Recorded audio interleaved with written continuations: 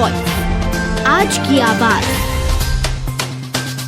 मध्य प्रदेश में कांग्रेस नेता राहुल गांधी द्वारा हाल ही में शहडोल से चुनाव प्रचार की शुरुआत की गई है। शहडोल में उनके द्वारा दिए गए बयान को लेकर मध्य प्रदेश से आदिवासी समाज से आने वाले राज्यसभा सांसद समर से सोलंकी ने पत्रकार वार्ता कर उनसे सवाल किए। उन्होंने कहा कि पहले राहुल गांधी यह जन ले कि आदिवासी समाज को ना बांटे। उन्होंने कहा जनजाति ही आदिवासी है, आदिवासियों में कोई और समाजवाद नहीं है। उन्होंने कहा पिछले 60 सालों में कांग्रेस ने आदिवासियों के लिए कुछ नहीं किया। देश के प्रधानमंत्री नरेंद्र मोदी के नेतृत्व में आदिवासियों का विकास हो रहा है, चाहे प्रधानमंत्री आवास योजना हो या स्वास्थ्य के लिए चलाई जा रही योजना। आदिवासियों का उत्थान हुआ है। वहीं मध्य प्रदेश सरकार ने भी आदिवासियों के हित में कई कार्य किए हैं। कांग्रेस के चरित्र में आदिवासी भाइयों और बहनों को भ्रमित करना, उनके बीच में फूट डालना और फूट डाल के शासन करने की नीति आपने और आपकी सरकारों ने इस देश के अंदर पिछले 60 सालों तक की है। और अब मध्य प्रदेश की और देश की जनता समझ चुकी है और हमारे विशेषकर आदिवासी भाई समझ चुके। मैं खुद आदिवासी समाज से आता हूं। मैं राहुल जी से ये कहना चाहता हूं कि आप शब्दों का भ्रम फैलाकर मध्य प्रदेश के हमारे भाइयों और बहनों को भ्रमित करने का काम कर रहे हैं। आप अगर इसकी जगह पर उसी शहडोल की धरती पर हमारी आदिवासी बहन, इस देश की माननीय राष्ट्रपति द्रौपदी मुर्मू जी ने पैसा कानून शहडोल की धरती से लागू किया था और उस दिन मध्य प्रदेश के लोकप्रिय मुख्यमंत्री माननीय शिवराज सिंह चौहान जी, हमारे प्रदेश अध्यक्ष माननीय वी डी शर्मा जी, मध्य प्रदेश के माननीय राज्यपाल जी भी उपस्थित थे। वो राहुल जी को वो इतिहास या वो दिन भी याद नहीं है। मध्य प्रदेश में और देश के अंदर अगर आदिवासियों की जिंदगी बदलने का काम किया है और आदिवासियों को अधिकार देने का काम किया है तो भारतीय जनता पार्टी की सरकारों ने किया है। हमारे को पक्के मकान, पक्की सड़कें, संबल योजना का लाभ, आयुष्मान भारत योजना का लाभ और जितने तमाम किसान सम्मान निधि सहित जो योजनाओं का लाभ मिला है वो सबसे ज्यादा हमारे आदिवासी भाइयों और बहनों को मिला है। सामान्य सा शब्द है। मैं पिछली बार भी संसद के बाहर भी प्रेस कॉन्फ्रेंस में बोल चुका हूं कि राहुल जी आदिवासी समाज को लेकर अपने ज्ञान वृद्धि कीजिए और उसके बाद हमारे आदिवासी क्षेत्रों में आकर इस प्रकार की बात करेंगे तो हमें भी ठीक लगेगा। आपके पास कोई ज्ञान ही नहीं है। जिस आदिवासी समाज के बारे में आप जानते नहीं उसके बारे में आप बोल रहे हैं। आदिवासी समुदाय का ज्ञान आप रखें और आदिवासी समुदाय को आपने हमेशा वोट बैंक मानकर रखा। आदिवासियों को कांग्रेस ने हमेशा फूट डालो और शासन करो की नीति के तहत शोषण करने का काम किया है। आदिवासी भाइयों और बहनों को वोट बैंक मानकर आपने 60 सालों तक इनका दुरुपयोग किया है। पहली बार देश के प्रधानमंत्री माननीय नरेंद्र मोदी जी के नेतृत्व में आदिवासी समाज का कल्याण हो रहा है। आदिवासी समाज को आर्थिक रूप से समृद्ध बनाकर उनके साथ सामाजिक न्याय करने का काम किया है।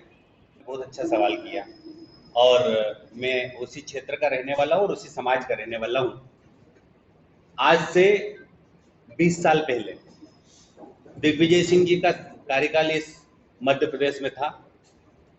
तब इससे 10 गुना अधिक लोग पलायन करते थे, लेकिन भारतीय जनता पार्टी ने स्थानीय स्तर पर रोजगार उपलब्ध कराकर स्थानीय स्तर पर हमारे गरीब आदिवासी भाइयों और बहनों को आर्थिक रूप से मजबूत कर और उनके खेतों तक सिंचाई सुविधाएं उपलब्ध कराकर लिफ्ट इरिगेशन के माध्यम से नहरों में जो विस्तार किया, सिंचाई के साधनों को हमने 10-20 गुना अधिक बढ़ाया। इसकी वजह से पलायन रुका है। पलायन का कुछ प्रतिशत है और कुछ प्रतिशत में पलायन का वर्गीकरण भी करना चाहूंगा कि कुछ पलायन मजबूरी में होते थे। जो मजबूरी में होते थे वो पलायन पूरी तरीके से रुके हैं, लेकिन कुछ लोग नौकरी करने के लिए जाते हैं, वो अभी भी जाते हैं। रही बात उद्योगों की, तो मैं आपको बता दूं धार में मेगा फूड पार्क का भूमि पूजन किया। आप कल्पना कीजिए बेथमपुर में धार के अंदर सीमेंट की फैक्ट्रियां और नर्मदा के पूरे बेल्ट के अंदर हजारों करोड़ रुपए की लिफ्ट इरिगेशन के लिए नर्मदा का पानी उठाकर पार्टी हो, नागलवाड़ी हो, बिस्टान हो, हमारे झिरनिया हो, उसके बाद बदनावर है, कुक्षी है, अलीराजपुर है, सब मिला के अगर मैं बोलूं तो 20,000 करोड़ रुपए का लिफ्ट इरिगेशन से सिंचाई की सुविधाएं आदिवासी भाइयों और बहनों को उपलब्ध इसीलिए कराई हमारी सरकार ने, ताकि ये जो गुजरात और महाराष्ट्र में पलायन होता था ये सिंचाई के अभाव में होता था। सिंचाई नहीं होने की वजह से गर्मी की फसलें नहीं होती थी, और गर्मी की फसलें नहीं होती थी तो हमको मजबूरी में मजदूरी करने जाना पड़ता था। लेकिन अब मेरे गांव में और आसपास के सभी गांव में आदिवासी भाइयों और बहनों के बीच में सिंचाई की सुविधाएं पर्याप्त हो गई है। मैं तो कांग्रेस के कमलनाथ जी से, दिग्विजय सिंह जी, राहुल जी से पूछना चाहता हूँ, 2018 में आपने निमाड़ की धरती पर आके कहा था 2 लाख रुपए किसानों का कर्जा माफ करेंगे, बेरोजगार युवाओं को रोजगार देंगे, बेटियों के विवाह में 51,000 देंगे, और तमाम तरीके की घोषणाएं करें। सारी की सारी घोषणाएं आपने पूरी नहीं करी है। ये हमारे आदिवासी समाज को अब समझ में आता है कि कांग्रेस किस प्रकार से दाने डालती है, झूठ बोलती है। हमें ये भी समझ में आता है कि कांग्रेस ने 1 दर्जन से अधिक योजनाओं को, जो गरीबों का जीवन बदलने वाली योजनाएं थी, उस योजनाओं को 15 महीने की सरकार में उन योजनाओं को बंद करके गरीब भाइयों और बहनों के साथ अन्याय किया। कांग्रेस को ये समझ में नहीं आया क्या? लेकिन अब मध्य प्रदेश के आदिवासी समाज के अंदर और मध्य प्रदेश के हमारे गरीब भाइयों और बहनों के अंदर ये संदेश है कि कांग्रेस सिर्फ झूठ बोलती है, कांग्रेस सिर्फ झूठ की दुकान चलाती है, कांग्रेस सिर्फ भ्रम फैलाती है, और कांग्रेस शब्दों के भ्रम के साथ में आती है। उस राहुल गांधी जी से मैं पूछना चाहता हूं जो आज शहडोल की धरती पर आए। राहुल जी, मुझे बता दीजिए कि अगर 10 दिन में किसानों का कर्जा माफ नहीं होगा तो मैं मुख्यमंत्री बदल दूंगा, और उन्होंने 1 से 10 तक गिनती बोलने के लिए कहा था।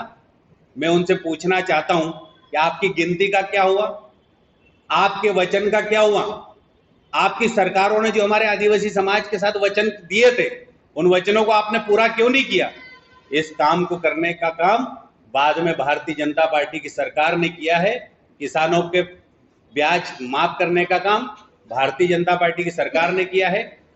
किसान सम्मान निधि, पीएम सम्मान और किसान सम्मान दोनों मिलाकर देने का काम भारतीय जनता पार्टी की सरकार ने। जनजातीय गौरव दिवस की बात करूं, भारत के अंदर महापुरुषों के स्मारक बनाने की बात करूं, महापुरुषों के इतिहास को फिर से इतिहास के पन्ने पर लाने की बात करूं, या तमाम स्मारक बनाने वाले स्थानों की बात करूं, या भगवान बिरसा मुंडा की जयंती को राष्ट्रीय जनजातीय गौरव दिवस के रूप में घोषित करने की बात करूं, तो ये भारतीय जनता पार्टी की सरकारों ने किया है। राहुल जी से मैं पूछना चाहता हूं, पूरा देश का आदिवासी समाज के 12 करोड़ भाई और बहन पूछना चाहते हैं कि आपकी सरकार ने इस देश के अंदर 60 साल तक राज किया, तब आपने आदिवासी समाज की कभी फिक्र नहीं करी? क्यों नहीं करी फिक्र आपने? आज शहडोल की धरती पर आकर हमारे आदिवासी भाइयों और बहनों को भ्रमित करने का काम कर रहे हैं। आपको इतना भी नहीं समझ है कि आदिवासी, वनवासी और जनजाति शब्दों में क्या अंतर है? थोड़ा सा आप इसको जरूर पढ़ें। और साथ में यह भी कहना चाहता हूं कि आपकी सरकारों ने पैसा कानून कभी लागू नहीं किया। मध्य प्रदेश की धरती पर पैसा कानून लागू किया है तो मध्य प्रदेश की सरकार, भारतीय जनता पार्टी की सरकार ने लागू किया है, और हमारे आदिवासी भाइयों को जल, जंगल और जमीन का अधिकार देने का काम किया है। बार बार इस विषय को लेकर, आदिवासी समुदाय को लेकर कांग्रेस के दूसरे बड़े नेता भी भ्रमित करते रहे हैं, और आज तो राहुल गांधी ने ही भ्रमित करने का काम किया है। इनके खून में, इनके विचारों में, इनकी संस्कृति में समाज के अंदर फूट डालो, आदिवासियों के अंदर फूट डालो, इनको भ्रमित करो, इनको भटकाव की ओर ले जाओ और इनसे वोट बटोरो और जैसे तैसे सत्ता हासिल करो। इस प्रकार के प्रयास अब मध्य प्रदेश और देश में नहीं चलेंगे। राहुल जी, आपको जनता 2023 के चुनाव में और 2024 के चुनाव में जवाब देगी कि आप कांग्रेस का फूट डालो और शासन करो का नारा बिल्कुल नहीं चलेगा, और भ्रमित करके वोट प्राप्त करने की कोशिश भी करेंगे तो जनता जवाब देगी मध्य प्रदेश की और देश की। और अब आदिवासी समुदाय भी भारतीय जनता पार्टी के साथ है, कांग्रेस के इस झूठ में फंसने वाला नहीं है।